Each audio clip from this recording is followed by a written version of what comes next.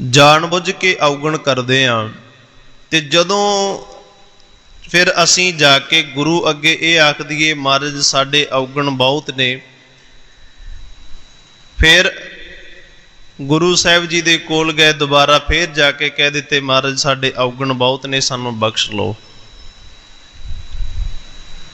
ਤੇ ਸਤਿਗੁਰੂ ਜੀ ਕਹਿੰਦੇ ਨੇ ਵੇਖੋ ਇਹ ਇਨਸਾਨ ਜਿਹੜਾ ਹੈ ਨਾ, ਇਹ ਬਹੁਤ ਜ਼ਿਆਦਾ ਕਈ ਵਾਰੀ ਨਜਾਇਜ਼ ਹੀ ਚਲਾਕੀਆਂ ਕਰਨ ਬੈਠ ਜਾਂਦਾ ਹੈ ਕਿ ਜਿਵੇਂ ਅਕਾਲ ਪੁਰਖ ਪ੍ਰਮਾਤਮਾ ਨੂੰ ਪਤਾ ਹੀ ਕੁਛ ਨਹੀਂ ਹੁੰਦਾ। ਤੇ ਕਹਿੰਦੇ ਨੇ ਇਹ ਇਨਸਾਨ ਕੀ ਕਰਦਾ ਹੈ ਕਿ ਤੀਰਥਾਂ ਦੇ ਉੱਪਰ ਕਈ ਵਾਰੀ ਇਸ਼ਨਾਨ ਕਰਨ ਵਾਸਤੇ ਚੱਲ ਜਾਂਦਾ ਹੈ, ਉੱਥੋਂ ਨਹਾ ਕੇ ਕਹਿੰਦਾ ਵੀ ਹੁਣ ਮੇਰੇ ਪਾਪ ਉਤਰ ਗਏ ਨੇ। ਤੇ ਕਹਿੰਦੇ ਨੇ ਇਹ ਨਹੀਂ ਕਿ ਜਦੋਂ ਚਲੋ ਮੰਨ ਲਿਆ ਵੀ ਜੇ ਤੇਰੇ ਇਸ਼ਨਾਨ ਕਰਨ ਦੇ ਨਾਲ, ਉਹਨਾਂ ਤੀਰਥਾਂ ਤੇ ਇਸ਼ਨਾਨ ਕਰਨ ਨਾਲ ਪਾਪ ਉਤਰ ਗਏ, ਜੇ ਉਤਰ ਗਏ ਤੇ ਹੁਣ ਤੂੰ ਦੁਬਾਰਾ ਤੋਂ ਤੌਬਾ ਕਰ ਦਿੱਤੀ ਵੀ ਹੁਣ ਮੈਂ ਦੁਬਾਰਾ ਅੱਗੇ ਤੋਂ ਅਵਗੁਣ ਨਹੀਂ ਕਰਾਂਗਾ। ਪਰ ਗੁਰੂ ਸਾਹਿਬ ਜੀ ਕਹਿੰਦੇ ਨੇ ਬਹੁਰ ਕਮਾਵੇ ਹੋਏ ਨਿਸੰਕ, ਇਹ ਸਗੋਂ ਦੁਬਾਰਾ ਫਿਰ ਨਿਸੰਗ ਹੋ ਕੇ ਹੋਰ ਕਮਾਉਣ ਲੱਗ ਪੈਂਦਾ ਵੀ ਕੋਈ ਨਹੀਂ ਪਹਿਲਾਂ ਧੋਤੇ ਗਏ ਨੇ, ਪਹਿਲੇ ਜਿਹੜੇ ਅਵਗੁਣ ਨੇ ਉਹ ਉਤਰ ਗਏ ਨੇ। ਇਸ ਕਰਕੇ ਅਜਿਹੇ ਇਨਸਾਨ ਦੀ ਕਦੀ ਵੀ ਪ੍ਰਮਾਤਮਾ ਨਾਲ ਨਹੀਂ ਬਣ ਸਕੇਗੀ। ਜਿਹਦੀ ਬਣਨੀ ਹੈ, ਜਿਨ੍ਹਾਂ ਨੇ ਪ੍ਰਮਾਤਮਾ ਦੇ ਨਾਲ ਨੇੜਤਾ ਬਣਾਉਣੀ ਹੈ, ਉਹ ਕਹਿੰਦੇ ਨੇ ਸਭ ਕੋ ਮੀਤ ਹਮ ਆਪਨ ਕੀਨਾ ਹਮ ਸਬਨਾ ਕੇ ਸਾਜਨ, ਨਾ ਕੋ ਬੈਰੀ ਨਹੀਂ ਬੇਗਾਨਾ ਸਗਲ ਸੰਗ ਹਮ ਕੋ ਬਨ ਆਈ। ਉਹ ਕਹਿੰਦੇ ਵਿਸਰ ਗਈ ਸਭ ਤਾਤ ਪਰਾਈ, ਜਬ ਤੇ ਸਾਧ ਸੰਗਤ ਮੋਹਿ ਪਾਈ। ਕਹਿੰਦੇ ਜਦੋਂ ਤੋਂ ਅਸੀਂ ਸਾਧ ਸੰਗਤ ਪ੍ਰਾਪਤ ਕੀਤੀ ਹੈ, ਸਾਡੇ ਅੰਦਰ ਭਲਾ ਬੁਰਾ ਅਤੇ ਆਪਣਾ ਪਰਾਇਆ ਬਗਾਨਾਪਨ ਇਹ ਸਾਰਾ ਵਿਸਰ ਗਿਆ, ਪਰਾ ਹੋ ਗਿਆ। ਵਿਸਰ ਗਈ ਸਭ ਤਾਤ ਪਰਾਈ, ਜਬ ਤੇ ਸਾਧ ਸੰਗਤ ਮੋਹਿ ਪਾਈ, ਨਾ ਕੋ ਬੈਰੀ ਨਹੀਂ ਬੇਗਾਨਾ। ਫਿਰ ਜਦੋਂ ਅਜਿਹਾ ਇਨਸਾਨ ਅਕਾਲ ਪੁਰਖ ਪ੍ਰਮਾਤਮਾ ਜੀ ਦੇ ਸਾਹਮਣੇ ਜਾਂਦਾ ਹੈ ਤੇ ਕਹਿੰਦੇ ਮਹਾਰਾਜ ਹੁਣ ਮੈਂ ਆਪਣੇ ਅਵਗੁਣਾਂ ਨੂੰ ਬਾਹਰ ਰੱਖ ਕੇ, ਆਪਣੇ ਅੰਦਰ ਦੇ ਵਿਕਾਰਾਂ ਨੂੰ ਛੱਡ ਕੇ ਤੇਰੇ ਚਰਨਾਂ ਦੇ ਵਿੱਚ ਆਇਆ ਹਾਂ, ਤੇ ਸਾਰੇ ਦੁਆਰੇ ਛੱਡ ਕੇ ਆਇਆ। ਹੁਣ ਤੇਰੇ ਘਰ ਦੇ ਵਿੱਚੋਂ ਮੈਨੂੰ ਤੇਰੇ ਨਾਮ ਦੀ ਦਾਤ ਪ੍ਰਾਪਤ ਹੋਣੀ ਚਾਹੀਦੀ ਹੈ, ਤੇਰਾ ਨਾਮ ਮੈਨੂੰ ਮਿਲਣਾ ਚਾਹੀਦਾ ਹੈ। ਸੋ ਇਸ ਕਰਕੇ ਜਦੋਂ ਬੰਦਾ ਨਿਮਰਤਾ ਦੇ ਘਰ ਦੇ ਵਿੱਚ ਆਣ ਕੇ ਨੀਵਾਂ ਹੋ ਕੇ ਗੁਰੂ ਕੋਲ ਆਉਂਦਾ ਹੈ ਨਾ, ਫਿਰ ਅਕਾਲ ਪੁਰਖ ਪਰਮਾਤਮਾ ਉਸ ਹਿਰਦੇ ਦੇ ਵਿੱਚ ਆਪਣਾ ਟਿਕਾਣਾ ਬਣਾ ਲੈਂਦੇ ਨੇ। ਤੇ ਸਤਿਗੁਰੂ ਜੀ ਕਹਿੰਦੇ ਨੇ ਫਿਰ ਉਹ ਇਨਸਾਨ ਬਾਹਰੀ ਤੌਰ ਤੇ ਖਜ਼ਾਨਿਆਂ ਨੂੰ ਨਹੀਂ ਲੋਚਦਾ, ਉਹ ਕਹਿੰਦਾ ਹੈ ਹਰ ਹਰ ਜਨ ਕੈ ਮਾਲ ਖਜ਼ੀਨਾ। ਅਕਾਲ ਪੁਰਖ ਪਰਮਾਤਮਾ ਜੀ ਦਾ ਨਾਮ ਹੀ ਉਹਦੇ ਵਾਸਤੇ ਖਜ਼ਾਨਾ ਹੈ। ਹਰ ਧਨ ਜਨ ਕੋ ਆਪ ਪ੍ਰਭ ਦੀਨਾ, ਕਿਉਂਕਿ ਅਕਾਲ ਪੁਰਖ ਪਰਮਾਤਮਾ ਜੀ ਨੇ ਹਰੀ ਧਨ ਉਸ ਇਨਸਾਨ ਨੂੰ ਨਾਮ ਧਨ ਆਪ ਦਿੱਤਾ ਹੁੰਦਾ ਹੈ, ਆਪ ਦਿੱਤਾ ਹੁੰਦਾ ਹੈ। ਸਤਿਗੁਰੂ ਜੀ ਸਾਨੂੰ ਬਿਲਕੁਲ ਸਪਸ਼ਟ ਸਮਝਾਉਂਦੇ ਨੇ, ਕਹਿੰਦੇ ਨੇ ਵੇਖੋ ਭਾਂਡਾ ਹੱਛਾ ਸੋਏ ਜੋ ਤਿਸ ਭਾਵ ਸੀ। ਆਖਰਕਾਰ ਉਹ ਭਾਂਡਾ, ਉਹ ਸਰੀਰ ਕਿੰਨਾ ਕੁ ਹੱਛਾ ਹੋਏਗਾ, ਕਿੰਨੀ ਕੁ ਉਸ ਸਰੀਰ ਦੀ ਪਵਿੱਤਰਤਾ ਬਣ ਗਈ ਕਿ ਅਕਾਲ ਪੁਰਖ ਪਰਮਾਤਮਾ ਨੂੰ ਉਹ ਸਰੀਰ ਚੰਗਾ ਲੱਗਣ ਲੱਗ ਪਿਆ। ਭਾਂਡਾ ਹੱਛਾ ਸੋਏ ਜੋ ਤਿਸ ਭਾਵ ਸੀ, ਭਾਂਡਾ ਅਤ ਮਲੀਨ ਧੋਤਾ ਹੱਛਾ ਨਾ ਹੋਏ ਸੀ। ਗੁਰਬਾਣੀ ਕਹਿੰਦੀ ਜੇ ਭਾਂਡਾ ਅਤ ਦਾ ਮਲੀਨ ਹੋ ਜਾਵੇ ਨਾ, ਧੋਤਾ ਹੱਛਾ ਨਹੀਂ ਹੋ ਸਕਦਾ। ਭਾਵ ਕਿ ਉਹਨੂੰ ਬਾਹਰੀ ਤੌਰ ਤੇ ਕੇਵਲ ਧੋਤੀ ਜਾਈਏ, ਸਰੀਰ ਨੂੰ ਅਸੀਂ ਕੇਵਲ ਬਾਹਰੀ ਤੌਰ ਤੇ ਧੋਈਏ ਤੇ ਉਹ ਅੱਛਾ ਨਹੀਂ ਹੋ ਸਕਦਾ। ਪਰ ਸਤਿਗੁਰੂ ਜੀ ਗੁਰੂ ਨਾਨਕ ਸਾਹਿਬ ਸੱਚੇ ਪਾਤਸ਼ਾਹ ਜੀ ਕਹਿੰਦੇ ਨੇ ਉਹ ਅੰਦਰੂਨੀ ਤੌਰ ਤੇ ਜੇ ਉਹ ਮੈਲ ਲੱਗੀ ਹੋਈ ਹੈ ਤੇ ਉਹ ਧੋਤਾ ਜਾ ਸਕਦਾ ਹੈ। ਭਰੀਏ ਮਤ ਪਾਪਾਂ ਕੇ ਸੰਗ ਉਹ ਧੋਪੈ ਨਾਵੇਂ ਕੇ ਰੰਗ, ਨਾਮ ਦੇ ਰੰਗ ਰਾਹੀਂ ਉਸ ਮਲੀਨ ਮਤ ਨੂੰ ਧੋ ਕੇ ਤੇ ਉਸ ਨੂੰ ਪਵਿੱਤਰ ਕੀਤਾ ਜਾ ਸਕਦਾ ਹੈ। ਭਾਂਡਾ ਹੱਛਾ ਸੋਏ ਜੋ ਤਿਸ ਭਾਵ ਸੀ, ਭਾਂਡਾ ਅਤ ਮਲੀਨ ਧੋਤਾ ਹੱਛਾ ਨਾ ਹੋਏ ਸੀ। ਗੁਰੂ ਦੁਆਰੇ ਹੋਏ ਸੋਝੀ ਪਾਏ ਸੀ, ਏਤ ਦੁਆਰੇ ਧੋਏ। ਇਸ ਦੁਆਰੇ ਤੇ ਆਣ ਕੇ ਆਪਣੇ ਮਨ ਨੂੰ ਧੋ ਲਵੇ, ਆਪਣੀ ਮਤ ਨੂੰ ਸਾਫ਼ ਕਰ ਲਵੇ, ਹੱਛਾ ਹੋਏ ਸੀ। ਕਹਿੰਦੇ ਨੇ ਹੋ ਸਕਦਾ ਹੈ ਵੀ ਇਸ ਨਿਰਮਲਾ ਹੋ ਜਾਵੇ, ਇਹ ਸੁੱਧ ਹੋ ਜਾਵੇ। ਤੇ ਸਤਿਗੁਰੂ ਜੀ ਕਹਿੰਦੇ ਨੇ ਫਿਰ ਅਜਿਹੇ ਸਰੀਰ ਦੇ ਵਿੱਚ, ਅਜਿਹੇ ਹਿਰਦੇ ਦੇ ਵਿੱਚ ਜਦੋਂ ਅਕਾਲ ਪੁਰਖ ਪਰਮਾਤਮਾ ਆਪਣਾ ਨਾਮ ਟਿਕਾ ਦਿੰਦਾ ਹੈ ਤੇ ਉਹ ਹਿਰਦਾ ਕਿੰਨਾ ਕੁ ਪਵਿੱਤਰ ਹੋਏਗਾ, ਕਿੰਨੀ ਕੁ ਉਸ ਹਿਰਦੇ ਦੇ ਵਿੱਚ ਦਿਆਲਤਾ ਹੋਏਗੀ, ਕਿੰਨਾ ਕੁ ਉਸ ਹਿਰਦੇ ਦੇ ਵਿੱਚ ਨਿਰਮਲਪਣ ਹੋਏਗਾ ਕਿ ਪਰਮਾਤਮਾ ਨੇ ਉਸ ਹਿਰਦੇ ਦੇ ਵਿੱਚ ਆਪਣਾ ਨਾਮ ਟਿਕਾ ਦਿੱਤਾ। ਨਾਮ ਸੌਖਿਆ ਜਿਹਾ ਨਹੀਂ ਮਿਲਦਾ। ਜਿਨ੍ਹਾਂ ਵੀ ਨਾਮ ਨੂੰ ਜਪਿਆ ਨਾ, ਜਿਨ੍ਹਾਂ ਵੀ ਨਾਮ ਨੂੰ ਪ੍ਰਾਪਤ ਕੀਤਾ ਹੈ, ਭਾਵੇਂ ਭਗਤ ਸਾਹਿਬਾਨ ਹੋਣ, ਭਾਵੇਂ ਗੁਰੂ ਸਾਹਿਬਾਨ ਹੋਣ, ਬੜੀ ਘਾਲਣਾ ਕਰਨੀ ਪਈ ਹੈ, ਸੇਵਾ ਕਰਨੀ ਪਈ ਹੈ, ਉਹਨਾਂ ਨੂੰ ਸਿਮਰਨ ਕਰਨਾ ਪਿਆ, ਧਿਆਨ ਲਾਉਣਾ ਪਿਆ। ਸਾਰੇ ਸੰਸਾਰ ਦੇ ਜੀਵਾਂ ਨੂੰ, ਜਿੱਥੇ ਵੇਖੋ ਆਮ ਲੋਕ, ਕਿਸੇ ਬਿਮਾਰ ਪਏ ਮਨੁੱਖ ਦੀ ਜ਼ਿਆਦਾਤਰ ਬਿਮਾਰੀਆਂ ਲੱਗੀਆਂ ਹੋਣ, ਜਿਵੇਂ ਅੱਜ ਦਾ ਸਮਾਂ ਹੈ, ਅੱਜ ਦੇ ਸਮੇਂ ਦੇ ਵਿੱਚ ਅਜਿਹਾ ਹੁੰਦਾ ਹੈ ਕਿ ਜਦੋਂ ਵੀ ਕੋਈ ਬਿਮਾਰ ਹੋ ਜੇ, ਅਸੀਂ ਦੂਰ ਦੂਰ ਉਤੋਂ ਭੱਜਦੇ ਹਾਂ ਵੀ ਇਹ ਸਾਨੂੰ ਵੀ ਆਪਣੀ ਗ੍ਰਿਸ ਦੇ ਵਿੱਚ ਲਏਗਾ, ਸਾਨੂੰ ਵੀ ਨਾਲ ਆਪਣੇ ਵਾਂਗ ਬਿਮਾਰ ਕਰ ਦੇਗਾ, ਇਹਦੇ ਤੋਂ ਰੋਗ ਸਾਨੂੰ ਵੀ ਲੱਗ ਸਕਦਾ ਹੈ। ਪਰ ਧੰਨ ਗੁਰੂ ਨਾਨਕ ਸਾਹਿਬ ਸੱਚੇ ਪਾਤਸ਼ਾਹ ਜੀ ਕਿਸ ਮਾਰਗ ਤੇ ਚੱਲੇ ਨੇ, ਉਸ ਜਦੋਂ ਕਿਧਰੇ ਸੰਸਾਰ ਦੇ ਜੀਵਾਂ ਨੂੰ ਤਾਰਨ ਵਾਸਤੇ ਗਏ ਤੇ ਰਸਤੇ ਦੇ ਵਿੱਚ ਉਹਨਾਂ ਨੂੰ ਕੋਹੜੀ ਵੀ ਮਿਲਿਆ, ਔਰ ਉਹਨਾਂ ਨੇ ਉਸ ਕੋਹੜੀ ਦਾ ਆਪਣੇ ਹੱਥਾਂ ਦੇ ਨਾਲ ਇਲਾਜ ਕੀਤਾ। ਫਿਰ ਗੁਰੂ ਸਾਹਿਬਾਨ ਗੁਰੂ ਅਮਰਦਾਸ ਸਾਹਿਬ ਸੱਚੇ ਪਾਤਸ਼ਾਹ ਜੀ ਦਾ ਜਦੋਂ ਸਮਾਂ ਆਇਆ ਤੇ ਇੱਕ ਕੋਹੜੀ ਹੈ ਜਿਸ ਦਾ ਨਾਮ ਸੀ ਪ੍ਰੇਮਾ। ਉਹ ਕੋਹੜੀ ਜਦੋਂ ਗੁਰੂ ਘਰ ਵੱਲ ਨੂੰ ਜੱਥਾ ਆ ਰਿਹਾ ਸੀ ਨਾ, ਤੇ ਸ਼ਬਦ ਪੜ੍ਹਦੇ ਆ ਰਹੇ ਸਨ, ਗੁਰੂ ਸਾਹਿਬ ਜੀ ਦੀ ਬਾਣੀ ਪੜ੍ਹਦੇ ਆ ਰਹੇ ਸਨ। ਇਹ ਕੋਹੜੀ ਪਿੰਡ ਦੇ ਵਿੱਚੋਂ ਬਾਹਰ ਕੱਢ ਦਿੱਤਾ ਗਿਆ। ਪਹਿਲਾਂ ਸਹੀ ਸੀ, ਅਚਾਨਕ ਗਲਤ ਸੰਗਤ ਹੋਣ ਕਰਨ ਦੇ ਨਾਲ ਖਾਣ ਪੀਣ ਬੁਰਾ ਹੋ ਗਿਆ, ਨਸ਼ੇ ਦੀ ਲੱਤ ਲੱਗੀ ਤੇ ਸਰੀਰ ਜਦੋਂ ਰੋਗੀ ਹੋ ਗਿਆ, ਕੋਹੜੀ ਹੋ ਗਿਆ ਨਾ, ਕੋਹੜ ਦਾ ਰੋਗ ਚੱਲਣ ਤੋਂ ਬਾਅਦ ਫਿਰ ਪਿੰਡ ਦਿਆਂ ਲੋਕਾਂ ਨੇ ਇਹਨੂੰ ਬਾਹਰ ਕੱਢ ਦਿੱਤਾ। ਤੇ ਕਹਿੰਦੇ ਨੇ ਇੱਕ ਦਿਨ ਸੰਗਤ ਲੰਘਦੀ ਜਾਵੇ ਤੇ ਜਦੋਂ ਸ਼ਬਦ ਸੁਣਿਆ, ਥੋੜਾ ਤਰਵਾਸ ਮਿਲਿਆ।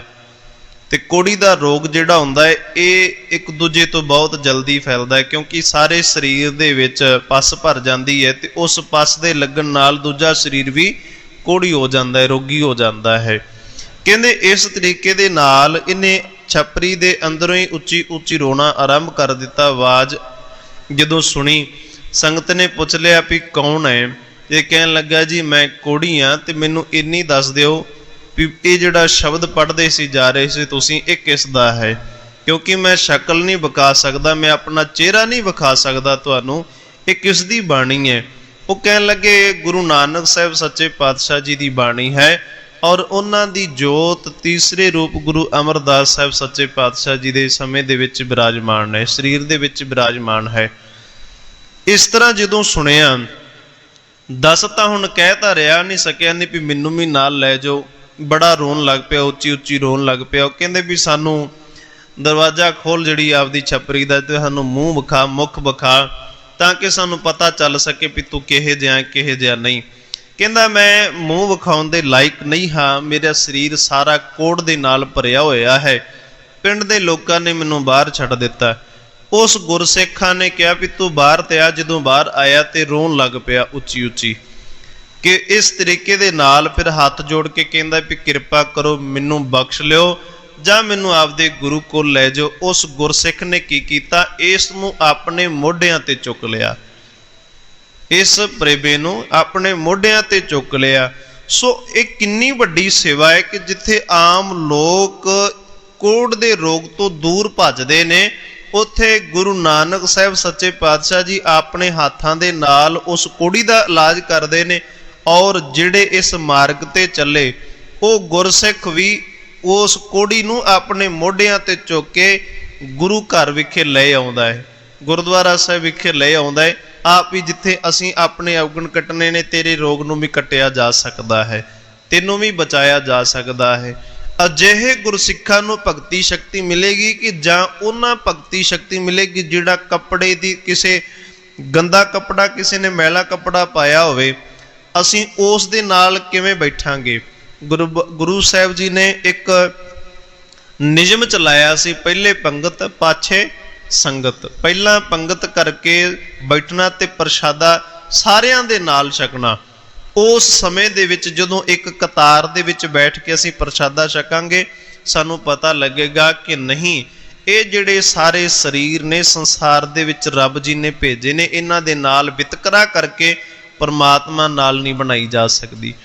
इन्हां नाल वखरेवापन करके नहीं परमात्मा नाल बनाई जा सकती। असल दे विच पहिलां संसार दे विच रहिंदियां होइयां सानू सारे संसार दे जीवां दे विचों परमात्मा दे गुण प्राप्त करने पैणगे, उन्हां नाल सानू जोड़ मेल बनाउणा पवेगा। ते जे असीं अकाल पुरख परमात्मा नूं कहने रब जी तेरा नाम प्राप्त हो जावे, ते महाराज सानू सब तो पहला कहंदे ने, कहंदे वेख संसार दे विच तैनूं सब कुछ दृष्टमान है, सब कुछ तू देख सकदा है। जिहड़ा परमात्मा अदृष्टमान है, जिहड़ा दिख नहीं रहा, जिहदा सानू कोई चेहरा मोहरा नहीं पता, जिहड़ा दिस रहा तेरे सामने, उहदे नाल तेरी बन नहीं रही, उहदे नाल तां तू वैर करदा है, उन्हां नूं तू कतल करदा है, उन्हां नूं बोल कबोल बोलदा है, उन्हां नूं मंदा बोलदा है, इत्थों तक कि अपनी अखां भी कौड़ियां कर लैंदा है कई वारी किसे दूजे शरीर नूं वेख के। सो तू कहना है कि मैनू रब जी का नाम मिल जाए, परमात्मा जी का नाम मिल जाए, किवें मिलेगा? तेनों तो संसार विच ही नहीं रहना आउंदा, निरंकार दे घर दे विच जगह तेनों किवें मिल जाएगी? इस करके जिन्ने भी परमात्मा का नाम प्राप्त किया, उन्हें पहला संसार दे जीवां दा सरबत दा भला मंगिया, संसार दे जीवां दे नाल रहन सहन उहदा चंगा होया। उस तो बाद जदों परमात्मा जी का नाम प्राप्त होया ना, ते फिर उही संसार दे जीव उसने मिल के अपने आप को पार उतारा किया। क्योंकि साडा जीवां दा सुभाव है कि छोटी जी कोई चीज़ मिले असीं अहंकार कर बैठते हैं, मान कर बैठते हैं। तो परमात्मा जी का नाम तो बहुत बड़ा है, जिन्हों संभालना ही बहुत ज़्यादा औखा है, बहुत ज़्यादा औखा है। तो अजिहे समय दे विच जदों परमात्मा का नाम एक ईगो वाले हौमे वाले शरीर दे विच पेगा, उस सतगुरु दे नाम की दुरवरतों करेगा।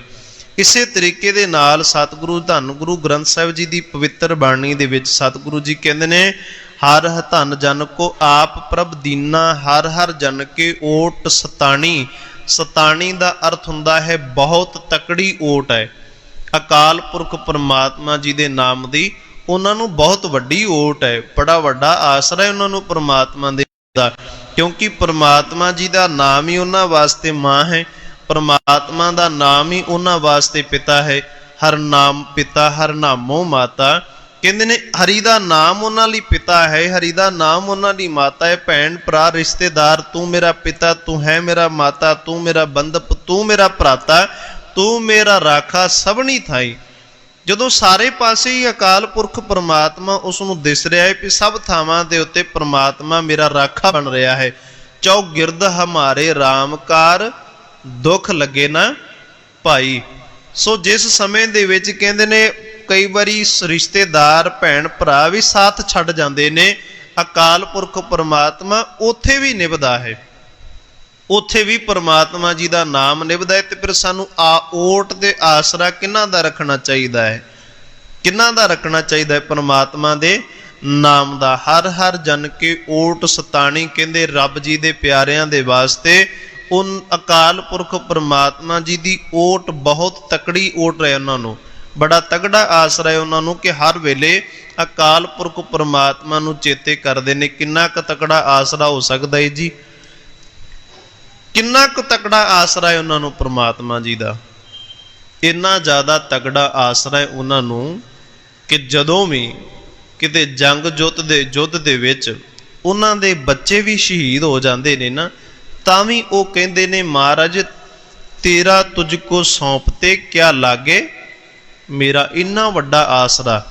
जिथे थोड़ा जिहा घाटा पैण दे उपर संसार दा जीव रोंदा है, बुरे हाल हुंदे ने। कई बारी अजिहा भी हुंदा है कि थोड़ा जिहा काम काज दे विच घाटा पवे ते लोक फाहा ले लैंदे ने, लोक मोहरा चख लैंदे ने, जहर खा लैंदे ने। पर अजिहे समय दे विच जिन्हां दे सामने वेखो संसार की एक रीत है कि जे कोई बहुत बड़ा काम करना है, बहुत बड़ा तगड़ा काम करना है, जिहड़ा अजारे जिहड़ा जरिया नहीं जा सकता, उहदे वास्ते इंसान भाव के नर एक बंदा जिहड़ा वो कर सकता है। आख्या जांदा नहीं, जिहड़ियां बीबियां जिहड़ियां इस्त्रियां ने उन्हां दा जेरा वड्डा नहीं है। इस करके जिहड़ा अजार काम करना है, जां किसी नूं मारना है, जां किसी नूं कोई भी कार्य करना, जंगा युद्धां दे विच जाण वाला कर्म जिहड़ा है ਉਹ ਕਹਿੰਦੇ ਨੇ ਉਹ ਮਨੁੱਖ ਬੰਦੇ ਨੂੰ ਦੇ ਦਿੱਤਾ ਵੀ ਬੰਦਾ ਕਰ ਸਕਦਾ ਹੈ। ਪਰ ਗੁਰਬਾਣੀ ਨੂੰ ਜਿਨ੍ਹਾਂ ਬੀਬੀਆਂ ਨੇ ਪੜ੍ਹਿਆ ਉਹਨਾਂ ਨੇ ਅਜਰ ਨੂੰ ਵੀ ਜਰਿਆ, ਉਹਨਾਂ ਨੇ ਬੰਦਿਆਂ ਨਾਲੋਂ ਵੱਡਾ ਕਰਮ ਕਰ ਛੱਡਿਆ। ਕਿਹੜਾ? ਆਪਣੇ ਗਲਾਂ ਦੇ ਵਿੱਚ ਆਪਣੇ ਬੱਚੇ ਦਾ ਹਾਰ ਪਰੋ ਕੇ ਪਵਾ ਲੈਣਾ ਤੇ ਫਿਰ ਵੀ ਆਖਣਾ ਮਹਾਰਾਜ ਤੇਰਾ ਧੰਨਵਾਦ ਹੈ। ਇਹ ਕਿੰਨੀ ਵੱਡੀ ਗੱਲ ਹੈ। ਇਹ ਛੋਟੀ ਜੀ ਗੱਲ ਥੋੜੀ ਹੈ। ਆਪਣੇ ਗਲ ਦੇ ਵਿੱਚ ਉਸ ਬੱਚੇ ਨੂੰ ਪਹਿਲਾਂ ਮਾਰ ਦਿੱਤਾ ਜਾਣਾ, ਫਿਰ ਟੋਟੇ ਕਰਕੇ ਹਾਰ ਗਲ ਦੇ ਵਿੱਚ ਪਾ ਦੇਣਾ। ਟੋਟੇ ਤੋਂ ਸਮਝਦੇ ਕਿਸ ਤਰ੍ਹਾਂ? ਲੱਤ ਵੱਖਰੀ ਕਰ ਦਿੱਤੀ, ਹੱਥ ਬਾਹਾਂ ਵੱਖਰੀਆਂ ਕਰ ਦਿੱਤੀਆਂ, ਪੇਟ ਦੇ ਕਿੰਨੇ ਟੁਕੜੇ ਕਰ ਦਿੱਤੇ, ਫਿਰ ਉਹਨਾਂ ਨੂੰ ਪਰੋ ਕੇ ਮਾਂ ਦੇ ਗਲ ਦੇ ਵਿੱਚ ਪਾ ਦਿੱਤਾ। ਜਿਹੜਾ ਕੁਝ ਸਮੇਂ ਪਹਿਲਾਂ ਬੱਚਾ ਖੇਡਦਾ ਸੀ, ਪਹਿਲਾਂ ਤਾਂ ਉਹਦੇ ਸਵਾਸ ਜਿਹੜੇ ਉਹ ਬੰਦ ਕੀਤੇ ਗਏ। ਬੰਦ ਕਰਨ ਤੋਂ ਬਾਅਦ ਫਿਰ ਉਸ ਬੱਚੇ ਦੇ ਟੁਕੜੇ ਕਰਕੇ ਮਾਂ ਦੇ ਗਲ ਦੇ ਵਿੱਚ ਪਾ ਦਿੱਤੇ ਗਏ। ਇੰਨਾ ਵੱਡਾ ਓਟ ਆਸਰਾ ਹੈ ਪ੍ਰਮਾਤਮਾ ਜੀ ਦੇ ਨਾਮ ਦਾ ਕਿ ਅਜਰ ਨੂੰ ਵੀ ਜਰਿਆ ਜਾ ਸਕਦਾ ਹੈ। ਅਜਰ ਜਰਿਆ ਜਾ ਸਕਦਾ ਹੈ। ਤਕੜੀ ਓਟ ਹੈ। ਹਰ ਹਰ ਜਨ ਕੇ ਓਟ ਸਤਾਣੀ। ਬਹੁਤ ਸਤਾਣੀ ਦਾ ਅਰਥ ਹੈ ਬਹੁਤ ਵੱਡੀ ਆਸ। ਆਸ ਤਕੜੀ ਆਸ ਹੈ ਉਹਨਾਂ ਨੂੰ। ਓਟ ਹੈ, ਆਸਰਾ ਹੈ ਪ੍ਰਮਾਤਮਾ ਜੀ ਦਾ, ਸਹਾਰਾ ਹੈ। ਇੰਨਾ ਕੁਛ ਸਹਿ ਕੇ ਵੀ ਪ੍ਰਮਾਤਮਾ ਦਾ ਧੰਨਵਾਦ ਕਰਨਾ। ਹਰ ਪ੍ਰਤਾਪ ਜਨ ਅਵਰ ਨਾ ਜਾਣੀ। ਤੇ ਕਹਿੰਦੇ ਨੇ ਅਕਾਲ ਪੁਰਖ ਪ੍ਰਮਾਤਮਾ ਜੀ ਤੋਂ ਬਿਨਾਂ ਉਹ ਕਿਸੇ ਹੋਰ ਨੂੰ ਨਹੀਂ ਜਾਣਦੇ। ਜਿਵੇਂ ਗੁਰਬਾਣੀ ਦਾ ਸ਼ਬਦ ਹੈ ਨਾ, ਸਵਈਆ ਜਿਹੜਾ ਆਪਾਂ ਪੜ੍ਹਦੇ ਹਾਂ ਰਹਿਰਾਸ ਸਾਹਿਬ ਜੀ ਦੀ ਬਾਣੀ ਦੇ ਵਿੱਚ, ਪਾਏ ਗਏ ਜਬ ਤੇ ਤੁਮਰੇ ਤਬ ਤੇ ਕੂ ਆਂਖ ਤਰੇ ਨਹੀਂ ਆਨਿਓ। ਕਹਿੰਦੇ ਜਦੋਂ ਦੇ ਤੁਹਾਡੇ ਚਰਨਾਂ ਦੇ ਵਿੱਚ ਗਏ ਆ ਨਾ, ਉਸ ਤੋਂ ਬਾਅਦ ਅਸੀਂ ਕਿਸੇ ਹੋਰ ਨੂੰ ਨਹੀਂ ਆਪਣੀ ਅੱਖ ਥੱਲੇ ਆਉਣ ਦਿੱਤਾ। ਉਸ ਤੋਂ ਬਾਅਦ ਅਸੀਂ ਕਿਸੇ ਨੂੰ ਹੋਰ ਅੱਗੇ ਆਸਰਾ ਨਹੀਂ ਰੱਖਿਆ। ਪਾਏ ਗਏ ਜਬ ਤੇ ਤੁਮਰੇ ਤਬ ਤੇ ਕੂ ਆਂਖ ਤਰੇ ਨਹੀਂ ਆਨਿਓ। ਰਾਮ ਰਹੀਮ ਪੁਰਾਣ ਕੁਰਾਨ ਅਨੇਕ ਕਹੇ ਮਤ ਏਕ ਨਾ ਮਾਨਿਓ। ਸਿਮਰਤ ਸ਼ਾਸਤਰ ਵੇਦ ਸਭੇ ਬਹੁ ਭੇਦ ਕਹੇ ਹਮ ਏਕ ਨਾ ਜਾਣਿਓ। ਕਹਿੰਦੇ ਅਸੀਂ ਭੇਦ ਨੂੰ ਨਹੀਂ ਪਾਉ ਰਹੇ। ਅਸੀਂ ਉਹਨਾਂ ਨੂੰ ਵੇਦਾਂ ਨੂੰ ਇਹ ਨਹੀਂ ਆਖਦੇ ਕਿ ਕੋਈ ਮਾਨਿਓ ਕਿ ਕਿਸ ਤਰ੍ਹਾਂ ਕਿ ਰਾਮ ਰਹੀਮ ਵੱਖ ਵੱਖ ਗੱਲਾਂ ਕਰਦੇ ਨੇ, ਬੜੀਆਂ ਗੱਲਾਂ ਕਰਦੇ ਨੇ। ਕਈ ਲੋਕ ਕਹਿੰਦੇ ਰੱਬ ਜੀ ਦਾ ਭੇਦ ਲੱਭ ਲਿਆ, ਅਸੀਂ ਨਹੀਂ ਕੋਈ ਜਾਣਿਆ। ਸਿਰੇ ਅਸਪਾਨ ਕਿਰਪਾ ਤੁਮਰੀ ਕਰ। ਅਸਪਾਨ ਦਾ ਅਰਥ ਹੁੰਦਾ ਹੈ ਖੜਗ, ਤਲਵਾਰ। ਅਸਪਾਨ ਕਿਰਪਾ ਤੁਮਰੀ ਕਰ ਮੈਂ ਨਾ ਕਹਿਓ ਸਭ ਤੋਹੇ ਬਖਾਨਿਓ। ਕਹਿੰਦੇ ਤੇਰੀ ਕਿਰਪਾ ਦੁਆਰਾ ਹੀ ਤੇਰੇ ਨਾਮ ਨੂੰ ਪ੍ਰਾਪਤ ਕੀਤਾ ਹੈ। ਤੇਰੇ ਤੋਂ ਬਿਨਾ ਹੋਰ ਕੋਈ ਨਹੀਂ। ਹਰ ਪ੍ਰਤਾਪ ਜਨ ਅਵਰ ਨਾ ਜਾਣੀ। ਪ੍ਰਮਾਤਮਾ ਜੀ ਤੋਂ ਬਿਨਾ ਮੈਂ ਹੋਰ ਕਿਸੇ ਨੂੰ ਜਾਣਦਾ ਨਹੀਂ ਹਾਂ। ਇਹ ਪ੍ਰਮਾਤਮਾ ਜੀ ਦੀ ਵਡਿਆਈ ਹੈ ਕਿ ਉਹਨਾਂ ਭਗਤਾਂ ਨੇ ਅਕਾਲ ਪੁਰਖ ਪਰਮਾਤਮਾ ਜੀ ਦੇ ਪ੍ਰਤਾਪ ਨੂੰ, ਅਕਾਲ ਪੁਰਖ ਪਰਮਾਤਮਾ ਜੀ ਦੀ ਕਿਰਪਾ ਨੂੰ ਜਾਣਿਆ ਤੇ ਉਹਨਾਂ ਨੇ ਫਿਰ ਕੀ ਕੀਤਾ? ਓਤ ਪੋਤ ਜਨ ਹਰ ਰਸ ਰਾਤੇ। ਓਤ ਪੋਤ ਦਾ ਅਰਥ ਹੁੰਦਾ ਹੈ ਜਿਵੇਂ ਬਾਬਾ ਕਬੀਰ ਸਾਹਿਬ ਜੀ ਕੱਪੜੇ ਦਾ ਕੰਮ ਕਰਦੇ ਸਨ ਤੇ ਕੱਪੜੇ ਸਿਉਣ ਵਾਲੀ ਜਿਹੜੀ ਉਸ ਸਮੇਂ ਮਸ਼ੀਨ ਹੁੰਦੀ ਸੀਗੀ ਜਿਹਦੇ ਨਾਲ ਦਰੀਆਂ ਖੇਸ ਵਗੈਰਾ ਉਣੇ ਜਾਂਦੇ ਸੀ, ਬਣਾਏ ਜਾਂਦੇ ਸੀ, ਉਹਨੂੰ ਕਿਹਾ ਜਾਂਦਾ ਸੀ ਤਾਟਾ। ਕਹਿੰਦੇ ਨੇ ਫਿਰ ਉਸ ਤਾਣੇ ਪੇਟੇ ਦੇ ਵਿੱਚ ਕੀ ਕੀਤਾ ਜਾਂਦਾ ਸੀ? ਜਿਹੜੀ ਤਾਰ ਨੂੰ ਜਾਂ ਜਿਵੇਂ ਛੋਟੇ ਛੋਟੇ ਕੱਪੜੇ ਬਣਾਉਣੇ ਤੇ ਉਹਨਾਂ ਨੂੰ ਜਦੋਂ ਰੰਗਿਆ ਜਾਂਦਾ ਸੀ ਤੇ ਇੱਕ ਛੋਟੇ ਛੋਟੇ ਧਾਗਿਆਂ ਨੂੰ ਰੰਗ ਕੇ ਫਿਰ ਉਹਦੇ ਵਿੱਚ ਰੰਗ ਜਿਹੜਾ ਪਰੋਇਆ ਜਾਂਦਾ ਸੀ। ਕਹਿੰਦੇ ਨੇ ਅਕਾਲ ਪੁਰਖ ਪਰਮਾਤਮਾ ਜੀ ਦਾ ਜਿਹੜਾ ਸੇਵਕ ਹੈ, ਉਹਨਾਂ ਨੇ ਪਰਮਾਤਮਾ ਜੀ ਦੇ ਨਾਮ ਨੂੰ ਪਤਾ ਕਿਵੇਂ ਰਚਿਆ ਆਪਣੇ ਵਿੱਚ? ਤਾਣੇ ਪੇਟੇ ਵਾਂਗੂ। ਭਾਵ ਕਿ ਇੱਕ ਇੱਕ ਧਾਗਾ ਧਾਗਾ ਕਰਕੇ, ਤਾਰ ਤਾਰ ਕਰਕੇ, ਬਿਲਕੁਲ ਇੱਕ ਹੁੰਦਾ ਨਾ ਤਾਰ ਤਾਰ ਕਰਕੇ ਮਾਰ ਦੇਣਾ, ਇੱਕ ਹੁੰਦਾ ਤਾਰ ਬਿਲਕੁਲ ਪਤਲਾ ਬਰੀਕ, ਇੱਕ ਇੱਕ ਧਾਗਾ ਕਰਕੇ ਉਹਨਾਂ ਨੇ ਆਪਣੇ ਰੋਮ ਰੋਮ ਦੇ ਵਿੱਚ ਪਰਮਾਤਮਾ ਜੀ ਦੇ ਨਾਮ ਦੇ ਵਿੱਚ ਆਪਣੇ ਆਪ ਨੂੰ ਰੰਗਿਆ ਹੋਇਆ ਹੈ। ਇੱਕ ਇੱਕ ਰੋਮ ਦੇ ਵਿੱਚ ਉਹਨਾਂ ਨੇ ਪਰਮਾਤਮਾ ਦਾ ਨਾਮ ਜਿਹੜਾ ਵਸਾਇਆ ਹੋਇਆ ਹੈ। ਵੈਸੇ ਤਾਂ ਗੁਰਬਾਣੀ ਕਹਿੰਦੀ ਵੀ ਗੁਰਮੁਖਾਂ ਕਰਾਂ ਉੱਪਰ ਹਰ ਚੇਤਿਆ। ਕਰਾਂ ਦਾ ਅਰਥ ਹੈ ਕਿ ਗੁਰਮੁਖ ਪਿਆਰਿਆਂ ਨੇ ਰੱਬ ਜੀ ਦੇ ਨਾਮ ਨੂੰ ਆਪਣੀਆਂ ਉਂਗਲਾਂ ਦੇ ਉੱਪਰ ਰੱਖਿਆ ਹੋਇਆ ਕਿ ਹਰ ਵਕਤ, ਜਿਵੇਂ ਅਸੀਂ ਕਹਿੰਦੇ ਨਾ ਇਹ ਤਾਂ ਮੇਰੇ ਪੋਟਿਆਂ ਦਾ ਕੰਮ ਹੈ ਤੇ ਮੈਂ ਉਂਗਲਾਂ ਤੇ ਗਿਣਾ ਸਕਦਾ ਹੈ, ਕਿ ਰੱਬ ਜੀ ਦਾ ਨਾਮ ਉਹਨਾਂ ਨੇ ਹਰ ਵਕਤ ਆਪਣੇ ਹੱਥਾਂ ਦੇ ਉੱਪਰ ਰੱਖਿਆ ਹੋਇਆ, ਹਰ ਵਕਤ ਹਿਰਦੇ ਦੇ ਵਿੱਚ ਟਿਕਦਾ ਹੈ, ਹਰ ਵਕਤ ਨਾਮ ਨੂੰ ਸਿਮਰਨ ਕਰਦੇ ਨੇ। ਓਤ ਪੋਤ ਜਨ ਹਰ ਰਸ ਰਾਤੇ। ਕਹਿੰਦੇ ਨੇ ਉਹਨਾਂ ਦੇ ਰੋਮ ਰੋਮ ਦੇ ਵਿੱਚ ਪਰਮਾਤਮਾ ਜੀ ਦਾ ਨਾਮ ਹੈ। ਜਿਨ੍ਹਾਂ ਨੇ ਪਰਮਾਤਮਾ ਜੀ ਦੇ ਨਾਮ ਰਸ ਨੂੰ ਚਖਿਆ, ਮੰਨ ਲਿਆ ਸੁਨ ਸਮਾਦ ਨਾਮ ਰਸ ਮਾਤੇ। ਉਹ ਭਾਵੇਂ ਚੁੱਪ ਚਪੀਤੇ ਹੀ ਬੈਠੇ ਹੋਣ, ਬਿਲਕੁਲ ਸ਼ਾਂਤ ਬੈਠੇ ਹੋਣ, ਤਦੋਂ ਵੀ ਉਹਨਾਂ ਦੇ ਹਿਰਦੇ ਦੇ ਵਿੱਚ ਪਰਮਾਤਮਾ ਜੀ ਦਾ ਨਾਮ ਚੱਲਦਾ ਹੈ। ਸੁਨ ਸਮਾਦ ਨਾਮ ਰਸ ਮਾਤੇ। ਉਹਨਾਂ ਨੂੰ ਰੌਲਾ ਪਾ ਪਾ ਕੇ ਦੱਸਣ ਦੀ ਲੋੜ ਨਹੀਂ ਵੀ ਅਸੀਂ ਪਾਠ ਕਰ ਰਹੇ ਹਾਂ। ਉਹ ਚੁੱਪ ਕਰਕੇ ਬੈਠੇ ਹੋਏ ਵੀ ਵਾਹਿਗੁਰੂ ਨਾਲ ਧਿਆਨ ਧਰ ਲੈਂਦੇ ਨੇ। ਆਰਾਮ ਨਾਲ ਬੈਠੇ ਹੋਏ ਵੀ, ਸੁਨ ਸਮਾਧ ਦੇ ਵਿੱਚ ਬੈਠੇ ਹੋਏ ਵੀ, ਇਕਾਂਤ ਦੇ ਵਿੱਚ ਬੈਠੇ ਹੋਏ ਵੀ ਪ੍ਰਮਾਤਮਾ ਨੂੰ ਚੇਤੇ ਕਰਦੇ ਨੇ। 8 ਪਹਿਰ ਜਨ ਹਰ ਹਰ ਜਪੈ। ਕਿਉਂ? ਕਿਉਂਕਿ 8 ਪਹਿਰ, 4 ਪਹਿਰ ਦਿਨ ਦੇ, 4 ਪਹਿਰ ਰਾਤ ਦੇ, ਕਿੰਨੇ ਹੋ ਗਏ ਜੀ? 8 ਪਹਿਰ। ਹੁਣ ਰਾਤ ਨੂੰ ਕਿਵੇਂ ਜਪਿਆ ਜਾ ਸਕਦਾ ਹੈ?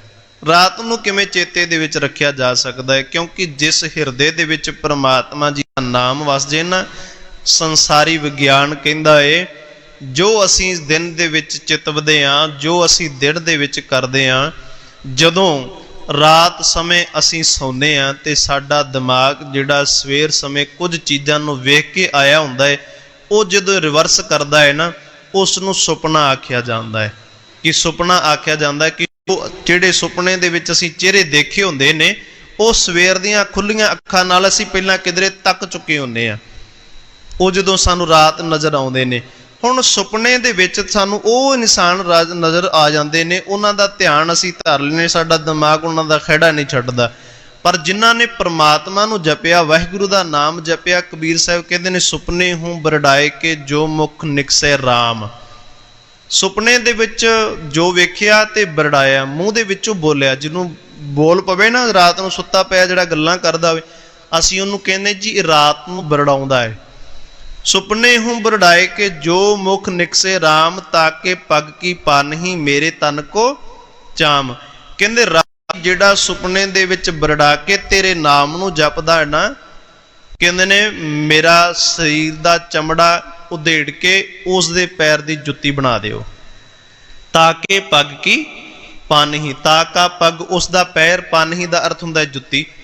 ਮੇਰੇ ਤਨ ਕੋ ਚਾਮ, ਮੇਰੇ ਤਨ ਦਾ ਚਮੜਾ ਉਧੇੜ ਕੇ। ਮੈਂ ਚਾਹੁੰਦਾ ਕਿ ਨਿਮਰਤਾ ਦੇ ਨਾਲ ਅਜਿਹੇ ਬੰਦੇ ਦਾ ਮੈਂ ਚਰਨਾਂ ਦੇ ਵਿੱਚ ਰਹਾਂ, ਜੁੱਤੀ ਬਣ ਕੇ ਰਵਾਂ, ਅਜਿਹੇ ਇਨਸਾਨ ਦੀ ਜਿਹੜਾ ਸੁਪਨੇ ਦੇ ਵਿੱਚ ਵੀ ਪ੍ਰਮਾਤਮਾ ਨੂੰ ਨਹੀਂ ਛੱਡਦਾ।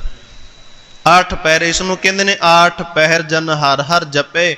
ਹਰ ਵੇਲੇ ਅਕਾਲ ਪੁਰਖ ਪ੍ਰਮਾਤਮਾ ਜੀ ਦੇ ਨਾਮ ਨੂੰ ਜਪਦਾ ਹੈ। ਹਰ ਕਾ ਭਗਤ ਪ੍ਰਗਟ ਨਹੀਂ ਛਪੇ।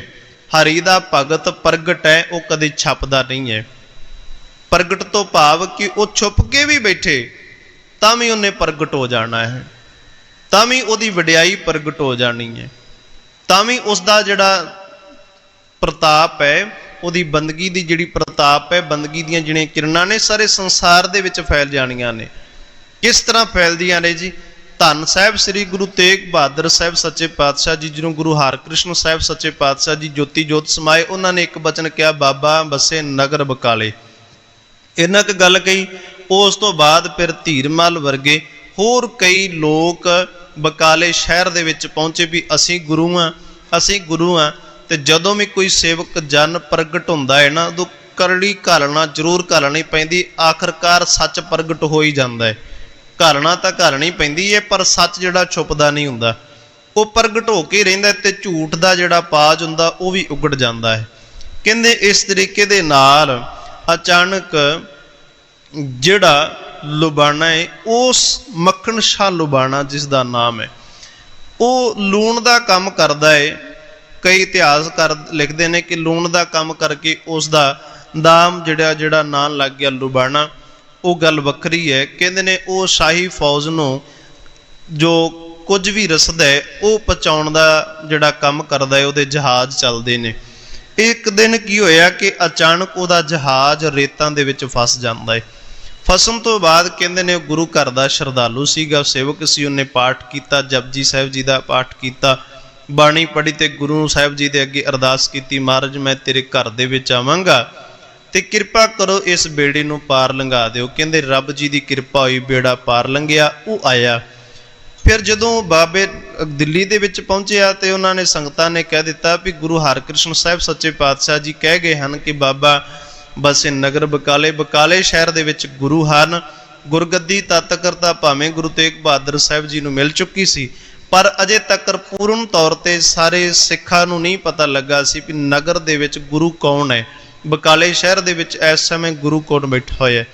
ਉਸ ਸਮੇਂ ਦੇ ਵਿੱਚ ਕਈ ਸੋਢੀ ਕੁੱਲ ਦੇ ਵਿੱਚੋਂ ਆਣ ਕੇ ਹੋਰ ਕਈ ਗੁਰਗੱਦੀਆਂ ਲਾ ਕੇ ਕਿ ਅਸੀਂ ਗੁਰੂ ਹਾਂ, ਅਸੀਂ ਗੁਰੂ ਹਾਂ।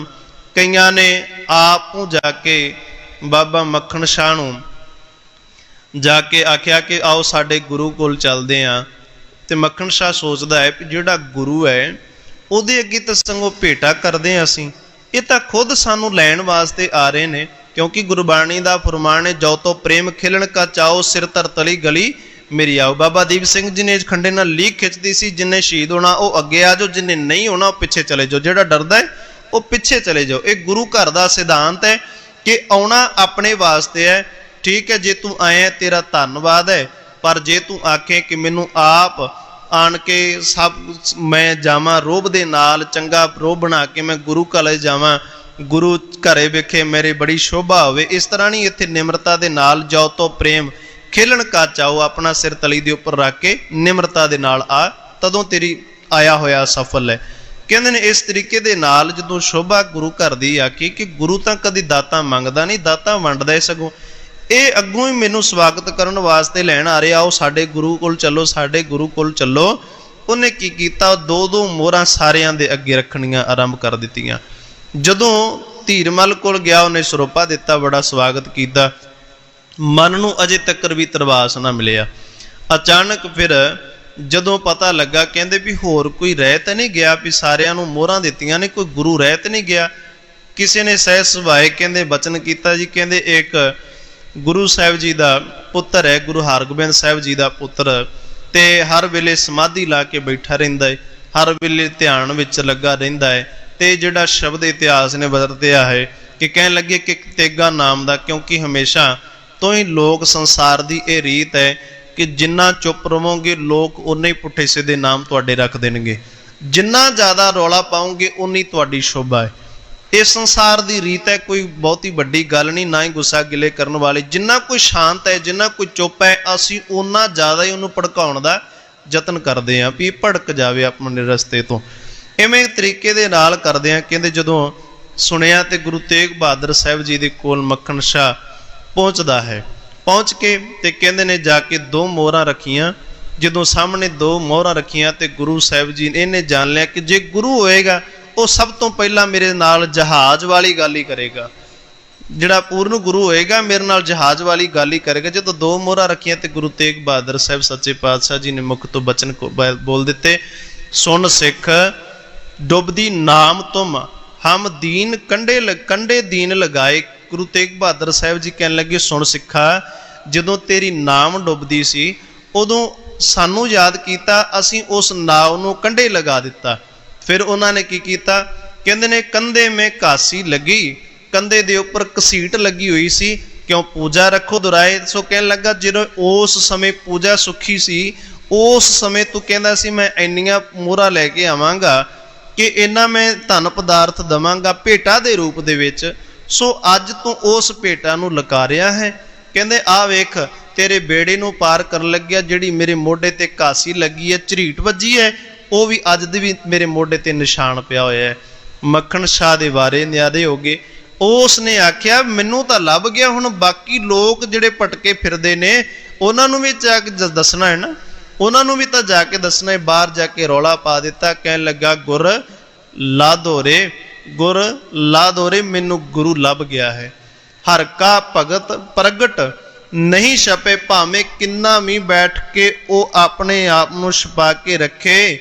ਕਹਿੰਦੇ ਨੇ ਅਕਾਲ ਪੁਰਖ ਪਰਮਾਤਮਾ ਜੀ ਦੇ ਘਰ ਦੀ ਵਡਿਆਈ ਇਹ ਹੈ ਕਿ ਰੱਬ ਜੀ ਉਸ ਨੂੰ ਸੰਸਾਰ ਦੇ ਵਿੱਚ ਪ੍ਰਗਟ ਕਰ